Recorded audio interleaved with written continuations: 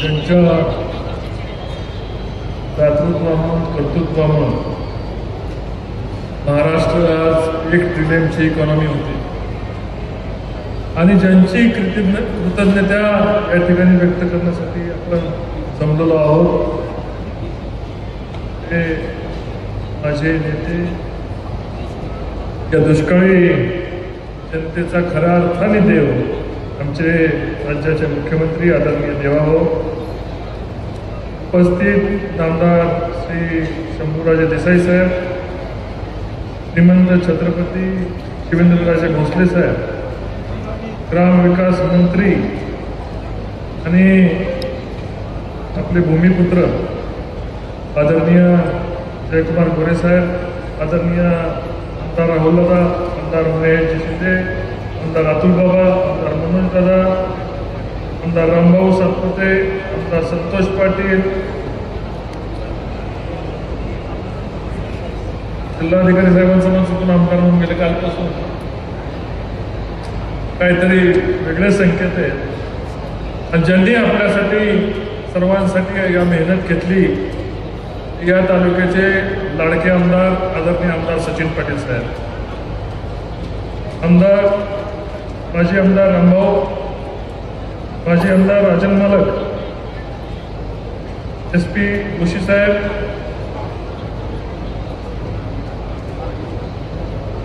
मुख्य अधिकारी नागराजन मॅडम, धुमाळ साहेब, प्रल्हाद तात्या,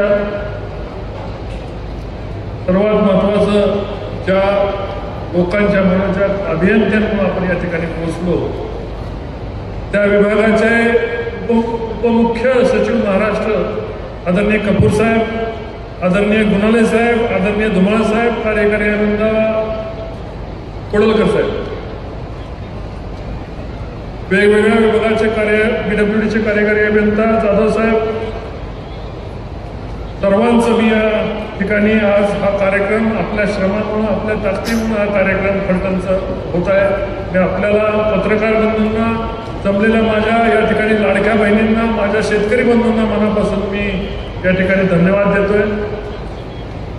तर हा कार्यक्रम होणं हे जवळपास आपण 4-5 महिन्यात मी आपल्याशी चर्चा करतोय की नीरा देवधनचा 2रा टप्प्याचा भूमिपूजन. याचबरोबर आपण मागणी केली वाघोशी उपसा सिंचन योजना, गावडेवाडी, शेकमीरवाडी या 3 उपसा सिंचन योजनेची मागणी या ठिकाणी आपण केली. नीरा देवधन जर पुढे आला असेल कुणाचं तर केवळ ही कृतज्ञता माझी एकट्याची नाही, ही फलटण तालुक्याची, खटाव तालुक्याची, खंडाळा तालुक्याची, माळशिरस आणि सांगोला या तालुक्याची कृतज्ञता आदरणीय देवेंद्रजी फडणवीस साहेबांनी दिली. कारण आम्ही नुसतं माध्यम होतो, सरकारमध्ये राहून संघर्ष मी करताना पाहिलं आणि नीरा देवधनचं पाणी शेतकऱ्यांना फलटणला देतानाचा जो धाडसी निर्णय दुसरा कोणी घेऊ शकत नव्हतं. मी अनेक मुख्यमंत्र्यांना काम करताना पाहिलं, पण एकच माणूस तो शब्द दिला, तर शब्दापासून कुठलीही परिस्थिती, कितीही विपरीत परिस्थिती आली, शब्दापासून मागे सरणारे आदरणीय देवेंद्रजी साहेब आपले आभार मानावं तेवढं थोडं. फलटणला आम्हाला तुम्ही दिवाणी न्यायालय दिलं, त्याबरोबर सेशन कोर्ट दिलं. परवा आपण या ठिकाणी विनोदानी मला म्हणाला की आपण हायकोर्ट मागू नका, आणि मी म्हणालो साहेब आपण मुख्यमंत्री आहात, फलटण तालुक्याला हायकोर्ट सुद्धा आम्ही मागू, तुम्ही आहात जोपर्यंत. कारण देणारा देवाभाऊ आहे. जर देवाकडे मागताना आणि देव देताना छप्पर फाडके देतो. आमच्या दृष्टीने तुमची जागा ही देवासारखीच आहे आणि तुम्ही नावाने पण देव आहे आणि कर्माने पण देव आहे. त्यामुळं आज या ठिकाणी RTO ऑफिस आलं, अप्पर जिल्हाधिकारी कार्यालयाच्या संदर्भात साहेब बोलतील, अप्पर तहसील कार्यालय आपण साखरवाडीला मागितलं त्या संदर्भात बोलतील. पण फलटण तालुक्यामध्ये येणारे सर्व रोड साहेब सिमेंट कॉन्क्रीटच्या झाले. बारामतीकडून तुम्ही या, आसूकडून या किंवा पंढरपूरकडे या, पुण्याकडून या, आमच्या छोट्या छोट्या गिरवीपर्यंत जाणारे रोड तुमच्या कृपेने आज या ठिकाणी सिमेंट कॉन्क्रीटचे झाले. आदरणीय शिवेंद्र बाबा या ठिकाणी उपस्थित आहेत. बाबांना मला सांगायचं आहे, बाबा छत्रपती शिवाजी महाराजांच्या सासुरवाडी आहे आणि त्यांचं दैवत हे शिंगणापूर आहे. आम्ही पाडेगावपासून शिंगणापूरकडे जाणाऱ्या या 60 किलोमीटर रस्त्याची मागणी आपल्या खात्याकडे केली आहे मुख्यमंत्री महोदयांनी. आणि माफ करा, शिवेंद्रराजेंची पण पण सासरवाडी फलटण आहे. म्हणजे थोरल्या छत्रपतींची धाकट्या छत्रपतींची दोघांची सासरवाडी फलटण आहे. तर या सासरवाडीसाठी पाडेगाव शिंगणापूर रस्ता आपण या ठिकाणी तुमच्या खात्यामार्फत मागितलेला आहे. मुख्यमंत्री महोदयांनी त्याच्यासाठी आदेश दिलेले आहेत. मी आपल्याला विनंती करतो बाबा की हा रस्ता पाडेगाव ते शिंगणापूर करावा. रस्त्यात जाताना नाईक बोंबवाडी लागते. त्या नाईक बोंबवाडीमध्ये साहेब आपण MIDC मंजूर केलेली आहे. त्या MIDC मध्ये लार्ज स्केलचा मेगा प्रोजेक्ट त्या ठिकाणी आम्ही मागतोय. आपल्याला तो लार्ज स्केलचा मेगा प्रोजेक्ट मिळाला तर फलटण तालुक्यातल्या 20-25 हजार लोकांना त्या ठिकाणी काम मिळणार आहे. साहेब आपण तुम्ही आम्हाला पाणी दिलं, रस्ते दिलं, दिवाणी न्यायालय दिलं, RTO ऑफिस दिलं, आता भव्य असं प्रशासकीय भवन दिलं. भविष्यात जिल्ह्याकडे होणारी फलटणची वाटचाल तुम्ही थांबवू शकत नाही. फलटणची प्रगती पण थांबवू शकत नाही. भविष्यात जिल्हा निर्माण होणार असतं तर फलटण या ठिकाणी जिल्ह्याची सर्व साधनं फलटणमध्ये. जयाभाऊ मला चेष्टेने म्हणतात कधी गपचुपीदार ते ऑफिस तुम्ही सोडून घेतलं कळत नाही. पण जयाभाऊ सरकार दिलदार मित्र असल्यामुळे आपल्याला या ठिकाणी अनेक गोष्टीसाठी कधी विचार केला नाही त्यांनी की या ठिकाणी भविष्यात जिल्हा व्हायचा असेल फलटण तर माझ्या तालुका जोडला जाईल. कधीही नाही. निरादेवरच्या संघर्षात सुद्धा जयाभाऊने साथ दिली. प्रत्येक संघर्षात जयाभाऊने या ठिकाणी साथ दिली. आणि हे मी तुम्हाला सांगायची गरज आहे माहिती. मला एवढंच सांगायचं साहेब या ठिकाणी आम्ही गेले, आम्ही पराभव झाला कुठला आमचा तो काम झाला. काम करणाऱ्यामध्ये आम्ही कुठे कमी पडलो नाही. महाराष्ट्रामध्ये काम करणाऱ्या काही हाताच्या बोटावर बोलणाऱ्या खासदारांमध्ये माझा समावेश होता. पाण्याच्या विषयावर संघर्ष केला. फलटणचं पाणी असो, जे तुमचं मान खटावचं पाणी असो किंवा सांगोल्याचं पाणी असो, ती चारिता दुष्काळी तालुक्यासाठी पाण्यासाठी काम. रस्त्याचं जाळं संपूर्ण माढा मतदारसंघामध्ये मिळतं. पण दुर्दैवाने या ठिकाणी काही जातीपातीच्या लाटी आल्या, 400 पारचा नारा आला आणि दुर्दैवाने मला त्या ठिकाणी घरी बसवलं. घरी बसताना या तालुक्याला आमदार तुमचा द्यावा ही मनापासून इच्छा होती, तळमळ होती. या ठिकाणी साहेब सचिन पाटील यांच्या रूपाने तुम्हाला या फलटणचा आमदार मात्र आम्ही देऊ शकलो. आणि ह्या मी एकटा देऊ शकलो नाही, तालुक्यातली जनता पाठीमागे आहे. या फलटण शहरामधनं मला साहेब 76% मतदान आहे.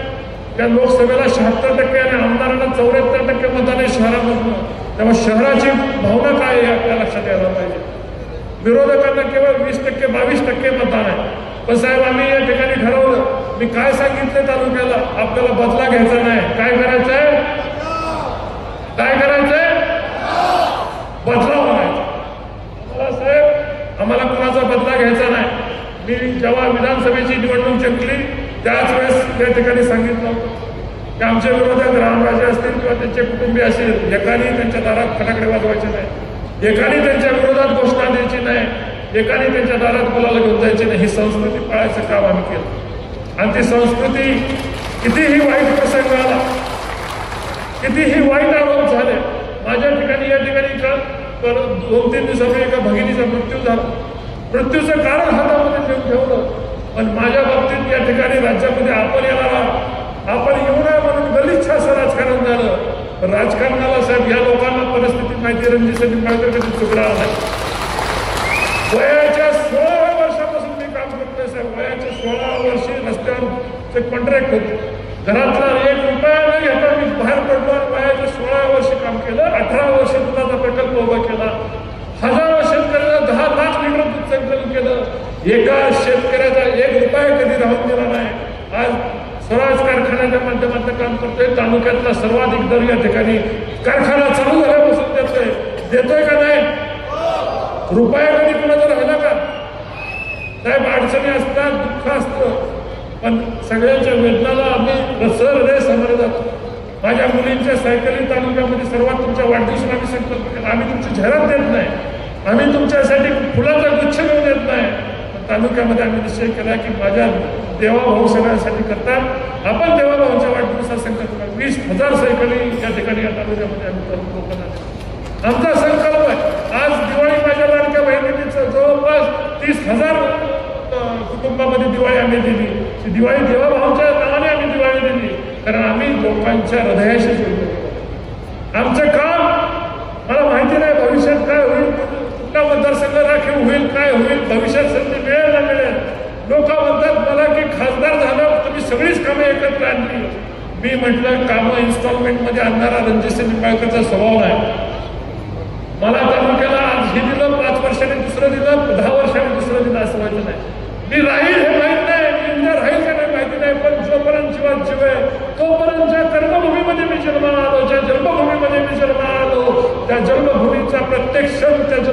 लोकांसाठी जगणार आहे. माझ्या तालुक्याने मला मोठे केलं साहेब. मी सर्वसामान्य आज तुमच्याबरोबर पोटभेट घालून तुमच्या समोर असतो, पण मी इथं आमच्या तरुण मित्रामध्ये कुठेही भेळ खायला, कुठेही वडापाव खायला, कुठेही चहा प्यायला असतो का नसतो? रणजित निंबाळकर कधी कुणाशी मस्तीत लागला नाही, कधी कुणाशी आत्मानास्पद लागला नाही. अधिकारी वर्ग या ठिकाणी कधी कुठल्या अधिकाऱ्याला वर्गाला विचारा, माझ्याकडून चुकून ब्र शब्द कधी गेला नाही. त्या पद्धतीने कधी कुणाशी उन्माद वागणूक दिली नाही. साहेब या ठिकाणी मला या ठिकाणी एक शेअर सांगायचं. काही लोक स्वतःला शहनशाह समजतात. आमच्याकडची जहागिरी गेली, पण फुगिरी त्यांची अजून गेली नाही. हिंदीमध्ये एक शेर आहे, रहीमन बोले ओझे लोगों के साथ न प्रीत भरी ना बैर भरा. श्वान काटे या श्वान चाटे दुहीबत प्रीत एकच आहे. म्हणजे कुत्र चावलं आणि कुत्र चाटलं तरी त्याचे परिणाम एकच. काही लोक आम्हाला आता एवढ्या अनुभवात आम्हाला लक्षात येतं की सोबत येणारा कुत्रा आहे, साप आहे, चाटायला आलाय किंवा चावायला आलाय हे आमच्या लक्षात येतं. पण साहेब एवढं जरी असलं तरी आम्ही कधी ब्र शब्द काढत. अनेक प्रयत्न होतात. मलाही माझ्या 2 मुली आहेत. अशा घाणारड्या प्रसंगाशी जेव्हा आमचं नाव जोडलं गेलं जातं मनाला हळहळ. या तालुक्यासाठी काम करताना मी शिपाई म्हणून काम करतो साहेब. कुठले मला हिनवलं जातं ह्याच्याकडे पद आहे का, काय आहे का? पण तुम्ही दिलेल्या सहीनंतर त्याचा फॉलोअप घेताना मी आमदार सचिन पाटील आहे त्या सगळ्या साक्षीला आम्ही त्या शिपायासारखी फाईल फिरून तुम्ही येत असताना सगळी कामं पूर्ण झाली पाहिजे. आपली कामं पूर्ण झाली. आपलं पण म्हणतो ना की आपण राहणार आहोत. आपण काय ताडपत्र घेऊन आलेलो नाही. ज्या कर्मभूमीसाठी आपल्याला काम करण्यासाठी आपल्याला जन्म झालेला आहे त्याचं पाव फोडायचं काम आपल्या सर्वांना मिळून करायचं एवढीच माझी साहेब. रणजित निंबाळकर तुमच्याकडे मागायला येणार नाही, स्वतःसाठी काय मागायला येणार नाही. ते मागील माझ्या तालुक्यासाठी, माझ्या जन्मभूमीसाठी मागेल.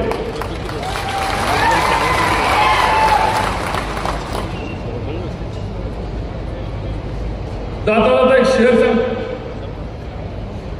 कई लोग समंदर खंगालने में लगे, हमारी कमियां ढूंढने में लगे. उनकी खुद की लंगोटी फटी है और हमारे ऊपर कीचड़ उछालने में लगे. असे किती प्रसंग येऊन द्या आणि कुणी किती शिंतोडे टाकून द्या, जोपर्यंत मन साफ आहे, आत्मा साफ आहे, तोपर्यंत साहेब कुणाला घाबरणार नाही. तुम्ही इथं येण्याचा संकेत साहेब तुमच्या सभा सगळ्या अमित भाई येणार असल्यामुळे कॅन्सल झाला. पण फलटणला तुम्ही मुद्दाहून आला, तुम्ही येण्याचा संकेत हे खूप काही सांगून जाणार आहे, खूप काही लोकांना दिशा देऊन जाणार आहे. या मातीला त्या 70 वर्ष इतिहासात कोणी काय केलं असेल तर फक्त देवेंद्रजी फडणवीस साहेबांनी केलं.